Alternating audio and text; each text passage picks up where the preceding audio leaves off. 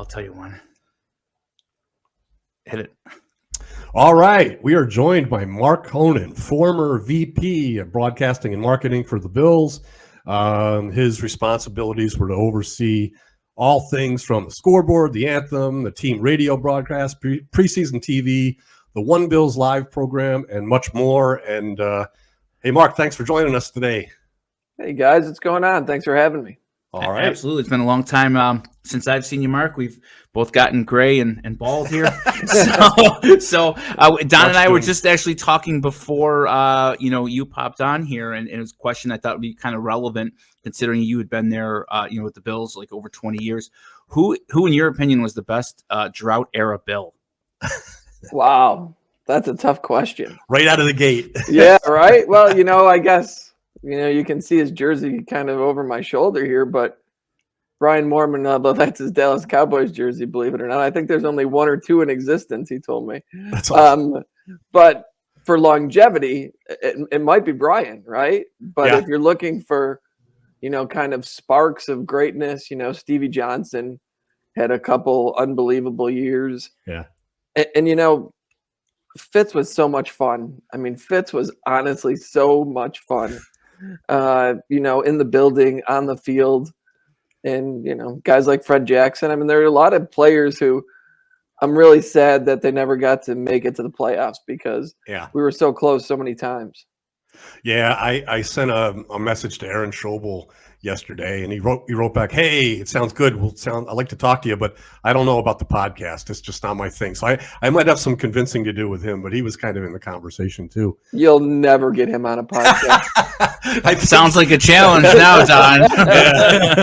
So, hey, Marc, I saw you the other night at the Ridge a few weeks ago, which I want to talk about later.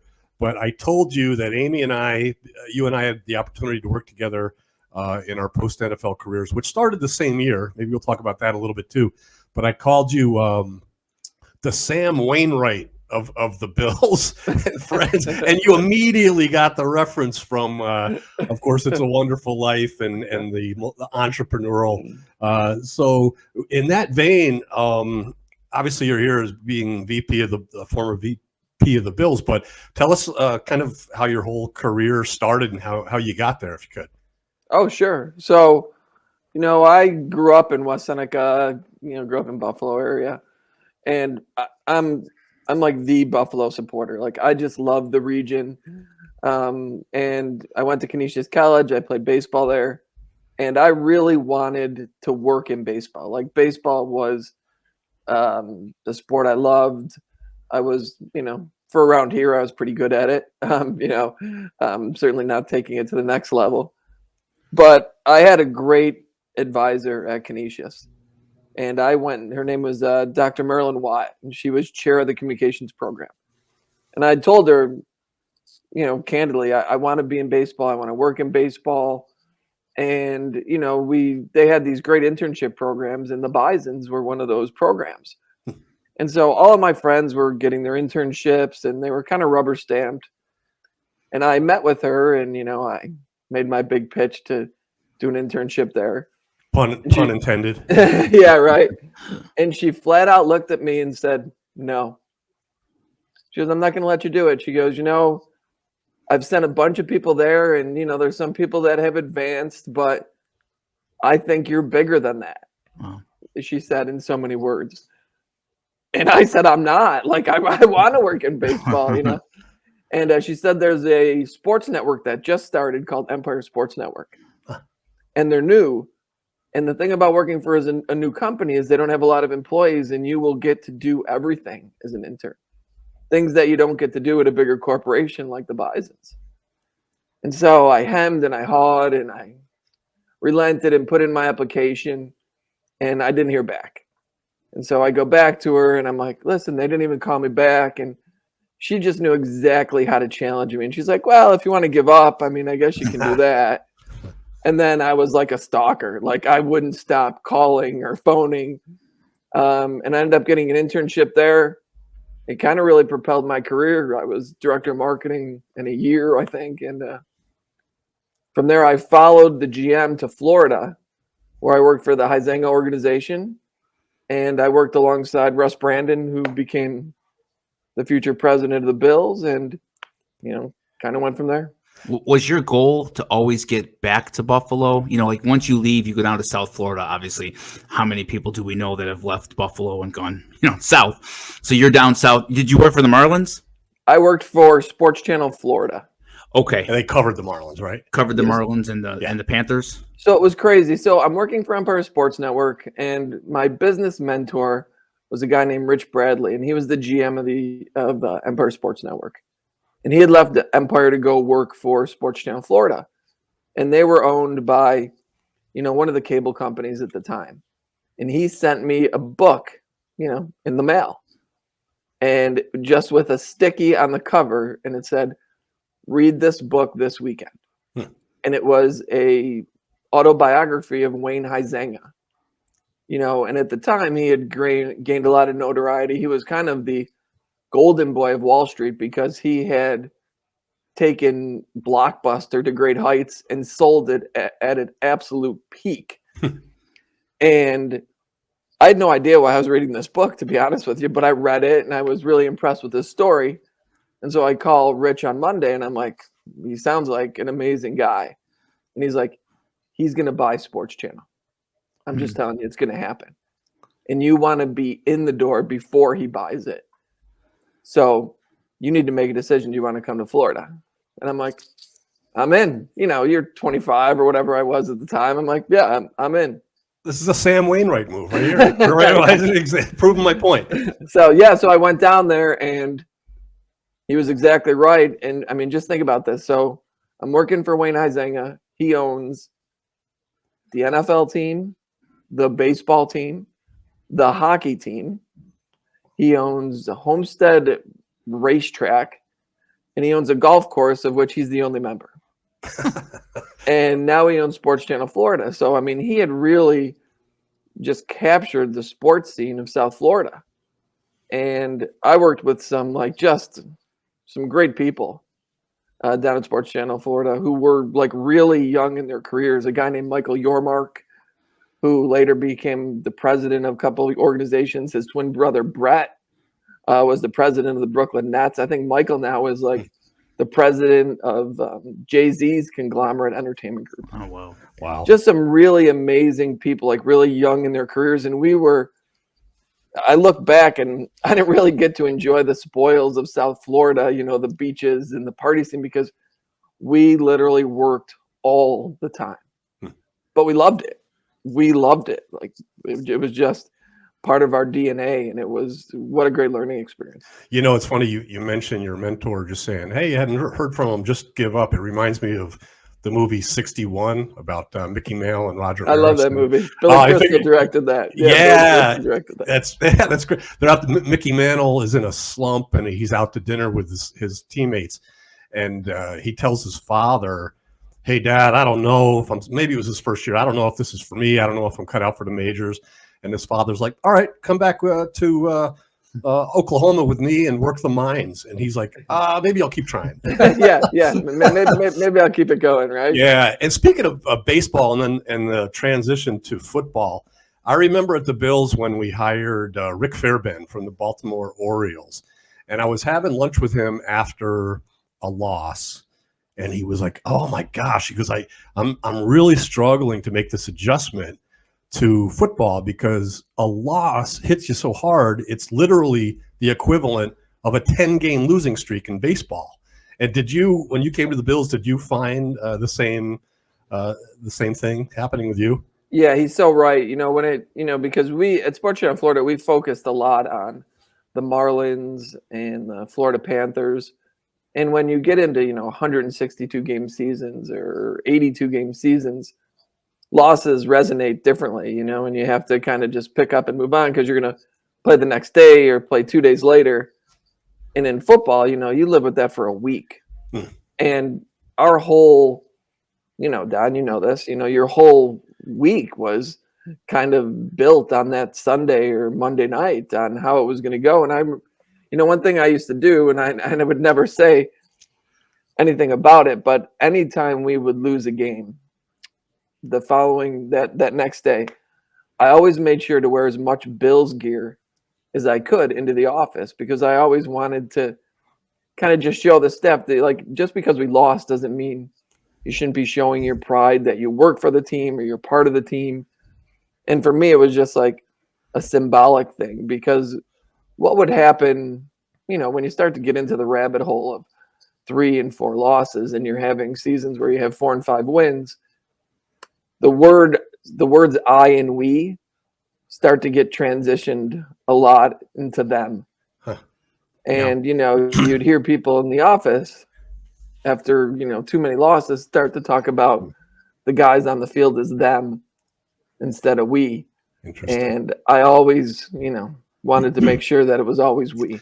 Yeah, that's good, Mark. And speaking of the apparel, Josh, I'm so glad he said this. You're going to remember this. Before, if you recall, Mark, Josh had a year working in the special teams under Ronnie Jones and Wade. But before that, he was in the merchandising department with me. And during the height of Flutie Flakes, sounds crazy, but we were literally selling boxes of Fruity Flakes, and the Buffalo News came and covered what we were doing. And they put a picture of Dan Deinzer on there, and he was wearing a Gap shirt. Yeah. And you came to me and you're like, guys, what are you doing? This is great to have the publicity, but how could you not have had the foresight to have him wearing a Bill shirt? It was a very different world in the NFL back then. I think about my days there, and I told the story one time of how we would stock the stock rooms and the merchandise, the stuff in the stadium on game days. I would drive my car through the concourse. Literally my car. Right. And, there was no security. We always joke about Lieutenant Boiler on the program here down in the tunnel. But we loved him. It was such a different world. So you come back here. What year did you come back here? 98? So I started with the team at the end of the 97 season. Okay. So what did it look like? Like, what was your role then? Like, what were your goals? Were you thrilled to be back home? It had to be, just like me growing up here working for the Bills is like a dream come true, right? Well, a couple things. So I had gotten word that the person who was heading up the marketing and business department was leaving the Bills, and it wasn't public knowledge. And Russ and I were really colleagues. I wouldn't call us friends because, he was working for the Marlins. I was working for Sports Channel Florida. So we would do some business deals together, but it's not like we were hanging out. He was married. I was a single guy, but we had some business conversations about future goals. And one of the things he had mentioned to me was that he wanted to get back to the Northeast, and it was important to his wife to get back to the Northeast. And so when I heard about maybe this transition at the Bills, he was the first guy I called. And I said, hey, I heard that the kind of 1 and 2 guy heading up the departments of business and marketing are leaving. And I think you'd be a great candidate, to kind of take that role. And I'd love to be your number 2 if that ever happened. And lo and behold, he interviewed for the position, and, he stayed true to his word. And when he got the role, the one caveat he had said to Mr. Wilson was that I just can't leave the Marlins until our season ends. And lo and behold, they go to the World Series. So they win it, right? Yeah. So they had hired him 2 months before he started. And, they waited out the season. And so I had come back to Buffalo, probably a month and a half, 2 months before that. So I was working for one of the local TV stations, helping them build their Sabres packaging because they had just gotten the rights to the Sabres, and kind of waiting for Russ to take his new role. And that's kind of how it was. So you had a verbal gentleman's agreement that you would come in as a package deal, but it's interesting to hear that you kind of got the ball rolling and were the genesis of that. Yeah, isn't that funny? It's ironic how some of those things work. Yeah, that's great. So you get here, you're back home. Yeah, you're working for the Bills. What was your favorite part of the job that you did? When Don was kind of breaking down all of the roles that you had with the team, like what did you find challenging? What did you enjoy? Maybe something about the job you didn't enjoy? Well, we were, as an organization, coming off, a legacy of success, right? They had been so good for so long. And then in '97, they were not good, right? They were not good at all. First year without Jim Kelly. Todd and Collins. then Marv retired Yeah. that year, right? Yep. Well, it's funny, we were talking about jerseys and Todd Collins, and I remember this one thing very specifically. So, I was in my office in December, and there were always, as you guys remember, in the merchandise department, there were a lot of challenges in getting merchandise. Mm-hmm. We couldn't get it on time, and it wasn't like it was one league Nike deal. A lot of teams had different deals with different teams. Well, long story short, Todd had already lost his starting job, and we get our first shipment of Todd Collins jerseys, which was like, we probably still have some sitting around. They probably still have some sitting around a storage room somewhere in that stadium. Those ended up in the same place as Don told the story about how every year when the Bills didn't win the Super Bowl, they had already printed up the Bills Super Bowl champion shirts, and those ended up like on a different continent. So there's probably some Todd Collins jerseys flying around, somewhere down Southern Hemisphere. Well, I know what's funny is that actually when I was with the Bills in like 2015, a script was sent to me that was really close to being greenlit about that exact story, and the kind of overarching theme of that script was that there was a young kid who had been getting these T-shirts every year for 4 years, and he thought that the Bills were the greatest team of all time. And his only goal in life was to come to Buffalo to see his beloved Bills, the world champions, play. And it was a really interesting script. I don't know whatever happened to it, but That's really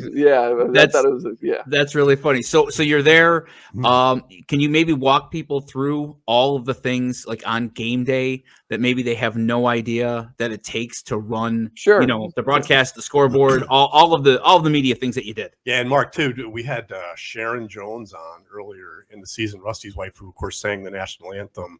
And she took us through her experience of singing the national anthem, how she had to warm up in the stadium operations corridor where they kept the tractors and the plows and everything. But just talking about the timing and the reverb, and this is just one of the many, many things. But working too with the pregame schedule, I don't think people can understand how specific the timing is of everything to coordinate with the network so they get that 1:02 start kickoff or whatever. Yeah, and at the time, the league was imposing fines to teams if you weren't hitting their time schedule. So you have to remember that back in 97, 98, believe it or not, the players used to come on after the anthem. So the anthem would actually be performed before the players were introduced. And, I'm sure there was probably some lamenting of that change when the kneeling happened, right? So right. I'm sure there was probably some lamenting there. But yeah, game day was always one of my favorite days for a lot of reasons.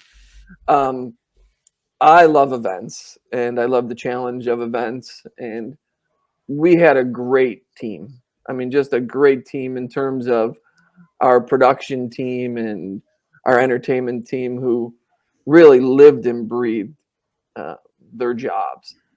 So, I was fortunate to work with some great people who really,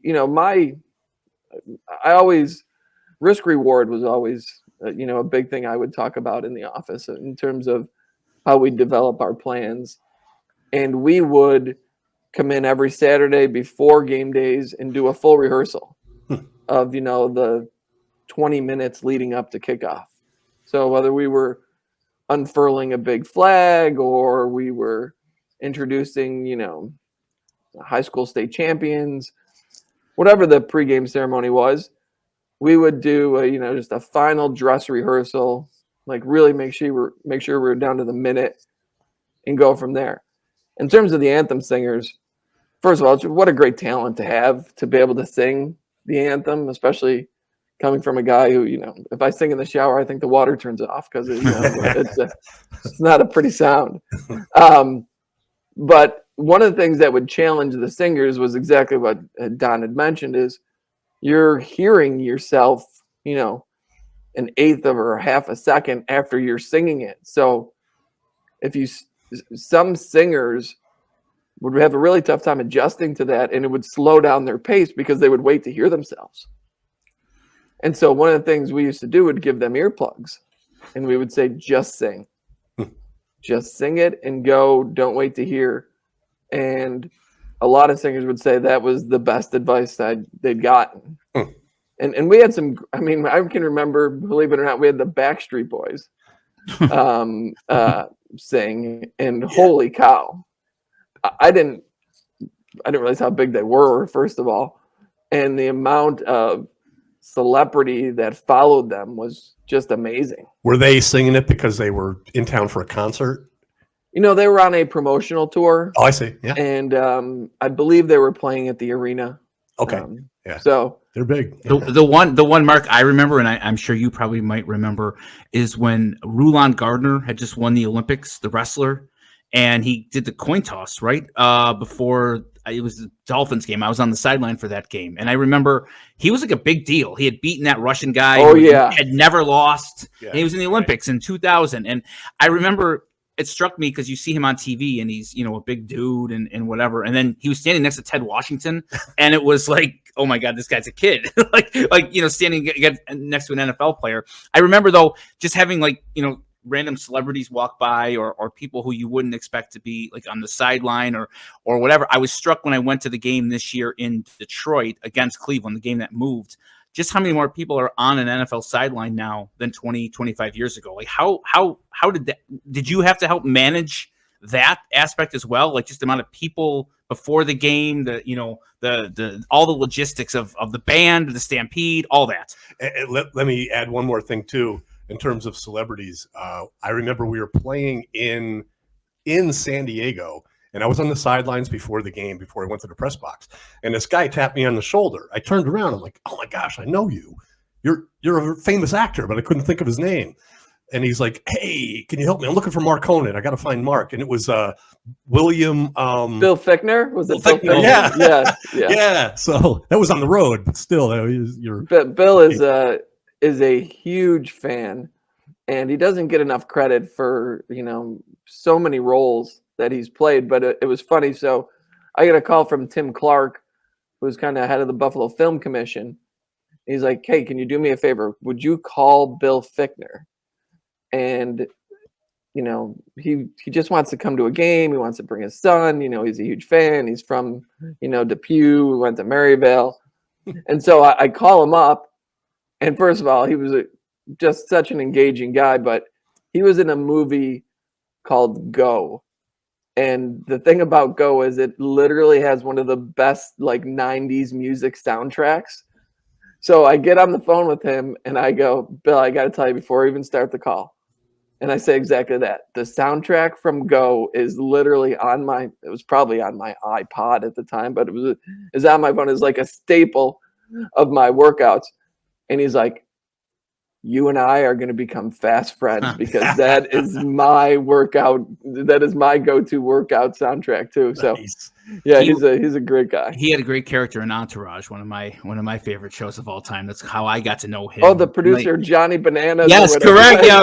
Yeah, Going Bananas or whatever it is. And he took himself like on the show. He was such a serious, kind of ridiculous Hollywood producer, but it was all kind of tongue in cheek. And he really nailed the part. Let me ask you a question that just popped into my head about the game day and the scoreboard and all.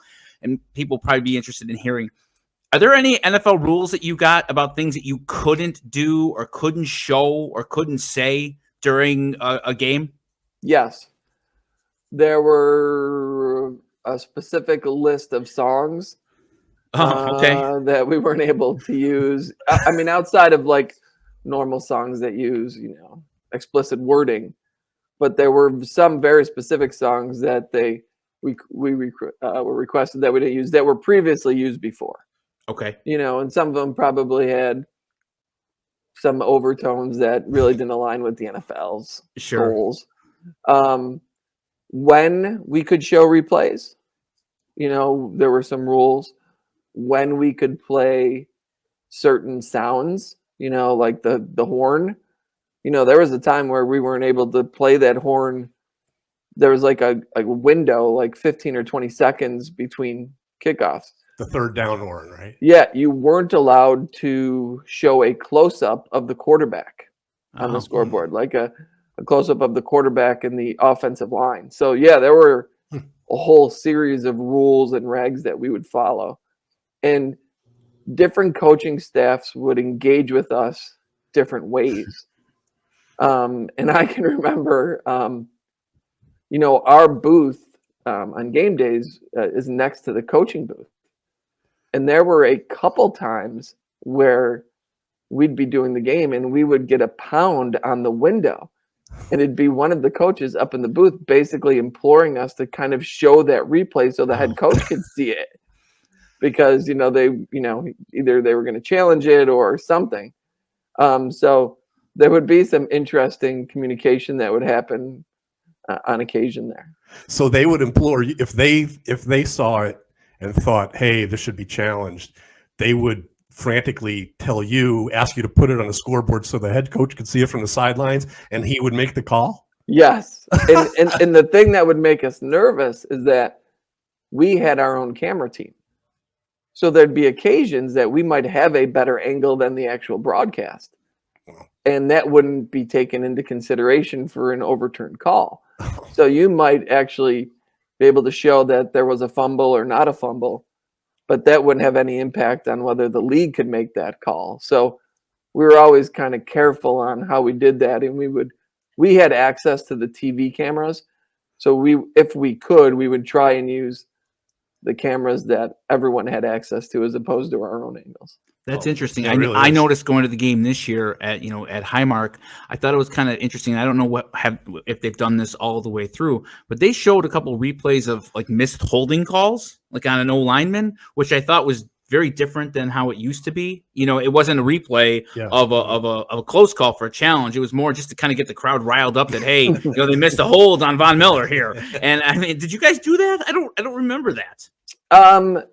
Like I said, from coach to coach, it would be a little different. I'll tell you a funny story. So I adored Mr. Wilson, and I still adore Mrs. Wilson and the whole family. It was their thing. They loved that team, but he was old school, right? He was just an old school guy, and when I was working there, he was in his 80s, right?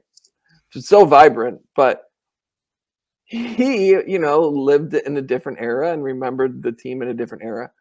And I think Russ brought a much forward-thinking process to game day and advertising and how we promoted the team. And, probably before we got there wasn't a lot of advertising that happened in game, like in between plays and whatnot. And it was the fourth quarter of a game, and I think we were getting killed or whatever. I don't remember, but Mr. Wilson was not happy. And it would be very rare for him to call the scoreboard control room, but he did. And I picked up the phone, and he said, I don't want to see another commercial on that scoreboard for the rest of the game. Ouch. And it was like a minute into the fourth quarter, and we had a bunch of commitments that we still had to get through. And, I said, yes, sir, you won't. And then I called. Good answer. I called the sales team and I just said, hey, just so you know, we can regroup after the game, but this is the direction that I've been given. That's classic. So your sales team has to tell their clients that, hey, listen, it was just a one and done. You'll be fine. We were getting our asses kicked so badly. That's great. Marc, one of the things we didn't touch on was you also would oversee the pregame entertainment, and you try to bring in acts for the Bills experience, which is based off the NFL experience. And you told me a story once. You and I were going somewhere, and for some reason Eddie Money came up. And of course oh my gosh, I got a funny story. Please share that story with us. So we used to do, kind of pretty decent size acts inside the field house pregame. And the goal was really at the time we had a lot of trouble with some of the behavior in the parking lots. The team has done a great job of improving that, and the fans have done a good job of really improving their behavior in the parking lots. But it was an issue, and it was causing us to lose some of our younger fan base because no one wanted to bring their kid to a game because it was not a great atmosphere, you know. So they had made the decision to try and create more of a family atmosphere in the field house. And so we used to bring in some concerts, which were, you know, decent sized acts. And one of the acts we brought in was Eddie Money. As you can imagine, a guy like Eddie Money, who, you know, it was a kind of much after his peak, but still, like, you know, highly accredited artist and well respected. But Eddie Money doesn't play a lot of gigs at 10:30 a.m., quite frankly. Right? So anyway, so he comes in and he's, you know, got his traditional white suit on, and he sounded great, and the fans were excited to hear him. And he kept his shirt on too. Yeah, kept his shirt on, you know. So you know, and it was funny because, you know what, I would have to go through the riders of these acts, which is the rider says all the things that are required in their dressing room before they perform. And the list of alcohol on this rider was obscene. And I'm like, seriously, for a 10:30? So I called their manager and I'm like, hey, do we really need to provide? He goes, you read the rider? Like, he was excited that I read the rider. And he's like, how about just a case of Heineken? I'm like, done. All right, we'll put a case of Heineken in there, and then we'll be. Long story short, they play the concert. Everybody's happy, whatever. We played at home the following weekend. And we used to contract with an audio staging company. And so as soon as the concert would be over, they would start to tear down. When the game would start, then they would pull out of the stadium, right? Because there'd be no more traffic. So they told me that they pull out of the stadium and they're driving, and their place of business where they stored the stages was on the way to the airport. Eddie Money was hitchhiking in his white suit to get to the airport because the band left him because he wanted to stay and stick around, and they were ready to go. Oh my God! I told you you'd love the story. The audio guys picked them up in their van and took them to the airport, and they could not wait to tell me. Like, I was, you know, I used to get there really early on game days, and like I'd have only been there for like 10 minutes, and I'd already gotten like 3 messages that the guys from the staging company were looking for you. They really need you. And I thought like maybe there was like a huge problem, but they were just dying to tell me the story how they picked up Eddie Money. That's classic. That's amazing. What a wow. Yeah. So we appreciate your time. We're going to do something called the 2-minute warning here. But before we do that, Marc, on a serious note, you were instrumental in hiring John Murphy from Channel 7 to bring him to the Bills. You know how he's doing? I got a note from him just a couple of days ago, and it just said, "Thanks for checking in. Appreciate it." Okay. So I get the sense that there's definite improvement there, but good. That's the only thing I have to share really on that. That's we'll take it. Good enough. And before we get to the 2-minute warning, can you tell us about what you're doing now and the level of excitement that my 81-year-old mother-in-law, who lives 2 blocks from Don in West Seneca, for a new cool place to eat in West Seneca, was off the charts when she found out. I heard about this restaurant well before you opened, and I've heard about how busy the parking lot is almost every week. The time I was there, I had to park in Big Lots, but when I saw Marc there, he's like, I understand people are parking at Big Lots. We sent him over a few pizzas just to say thank you. Yeah. So you know, I think I said at the beginning, you know, I grew up in West Seneca, and I've got a lot of great friends in West Seneca, and you know, the guys that I grew up with are still my best friends to this day, and a couple of guys that I kind of know through some of my best friends. A guy named Randy Pollack, he owns Bison Elevator, which is just a huge local company, and they do great work. Yep. Invited us to his company Christmas party, and I think this was 2018, and he had sketched out on a napkin. He goes, "Listen, West Seneca is in dire need of some new restaurant locations."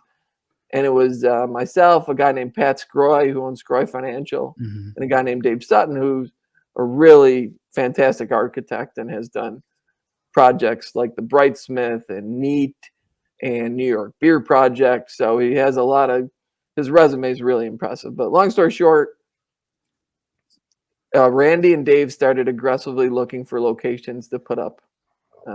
Kind of a brewery restaurant theme that we had sketched out on a napkin at this party. And at the time it was Funk Lawn Care, but for a long time it was Ron Corbo Olds, which is at 555 Orchard Park Road. And Dave Sutton, the architect, said, listen, the guts of this building are awesome. And the property is awesome. It's 5 acres. And I think we can do something really special there. So we put the offer in. It was accepted, I think, in 2019. We went through the trials and tribulations of COVID, right? And we got to work. And to be honest, we did. I mean, Pat Scroy and I are probably the least of when it comes to our construction abilities, let's say. But Dave and Randy are fantastic. But we spent a lot of weekends and a lot of weeknights for about a year and a half. And we did a bulk of the build out ourselves. And we opened the Ridge Restaurant and Brewery on December 13th of 2022. It's outstanding. It's excellent. Before I knew, Don had mentioned to me that you were a part of it. I felt like I knew everything there was to know about that restaurant because, like I said, my mother-in-law lived in a typical West Seneca, woman, and my wife grew up in West Seneca, and all of her friends are still from West Seneca. I congratulate you on ever getting out of West Seneca. Jody and I live up in Lockport, actually right near the New York Beer Project, and some of her friends won't come up to our house because it's too far. To go to Lockport, so it's amazing to me how in the South Towns here I congratulate you for ever getting out. Of course you came back, but you got out. You got out in the first place, which is an accomplishment. Yeah. Let's do the 2-minute warning here, and then we'll let you go. So 10 questions, 2 minutes, and Don, fire away. Okay, right now, Mark, the most interesting place for you to watch a Bills game. I think I know the answer based on the last segment. Well, the Ridge is a great place to watch a game. You don't say. Three people that you'd want to have dinner with, dead or alive, at the Ridge. Wow, dead or alive? Yeah. Jeez, we were just having this conversation. I'm a huge Jim Morrison fan, so Jim Morrison would be certainly in my mix.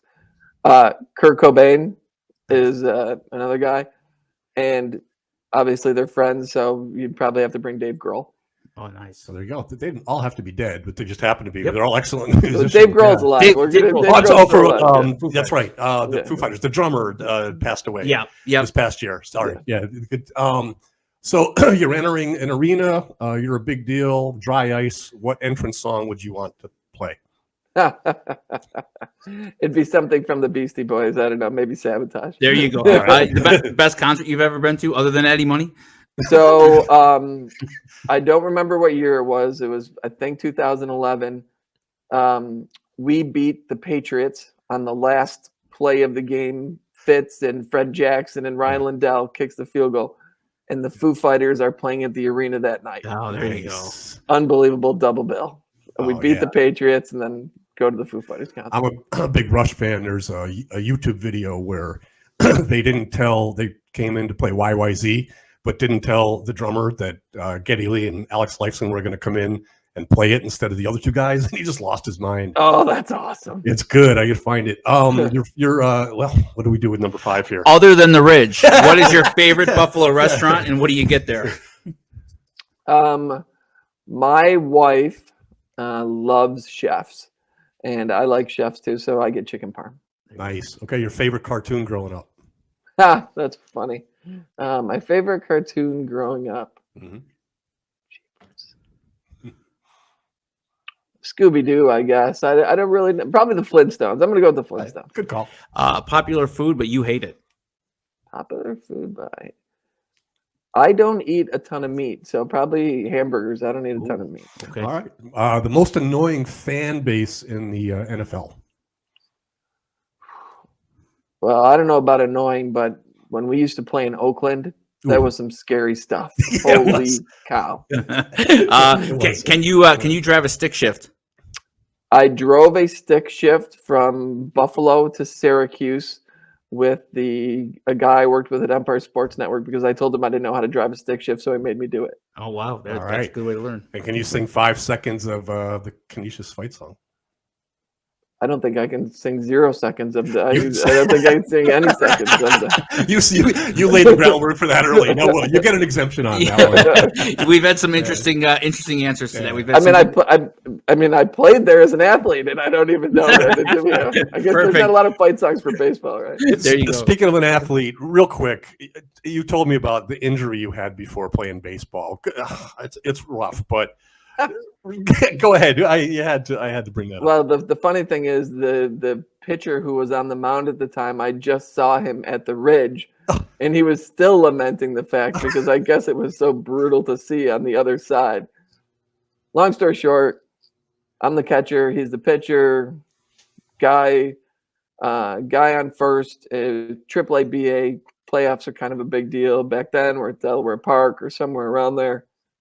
Guy from the pitcher actually is a guy who played in the minor leagues, played for the Kissimmee Dodgers, played with me at Canisius. Great pitcher, great athlete. Guy from first takes off early. He steps off the mound, gets him in a pitch out. I'm sorry, his guy's on first and third. So gets the guy in first in a rundown. So the guy from third just breaks for home. So I take a quick peek at him to kind of see where he is, and I get the sense that he's probably going to try and run around me and slap the plate with his hand. So like catchers did back in the day, I take my mask off, I block the plate, and they throw the ball to me, and this guy just wipes me out. Fractures my eye orbit, breaks my nose. I guess it was pretty ugly. So he knocks me down, I get up, and the guy that was in the rundown is now going from second to third. And I look at the third baseman who's telling me to throw it to him. And I'm literally seeing 3 third basemen. No exaggeration. Everyone comes to home plate and someone yells, "Get some ice." To which the umpire or somebody else says, "Ice isn't going to help that." And then they immediately took me to the hospital, and my face was caved in, as he said. It looked like a dented pop can. So I had a pretty sorry, Josh. I had a pretty aggressive surgery to pull my entire eye orbit back out, and so I've got pins and screws and wires. Here's the only important question. He was out. I held the ball. Yes. There you go, Mark. There you go. One of the Rocky movies, Rocky's like, I see 3 of them out there. Yeah. And Polly's like, hit the one in the middle. So with a third baseman, you probably all hit the one in the middle. Beautiful. All right, Mark. Thanks so much for your time. Appreciate it. Been great. All right, thanks, guys. Have a great day. Yeah, you too. All right. That was a great interview with Marc. Marc's one of those guys that, if you didn't know what he did or who he was, you wouldn't realize how important he was and kind of how cool of a job he had.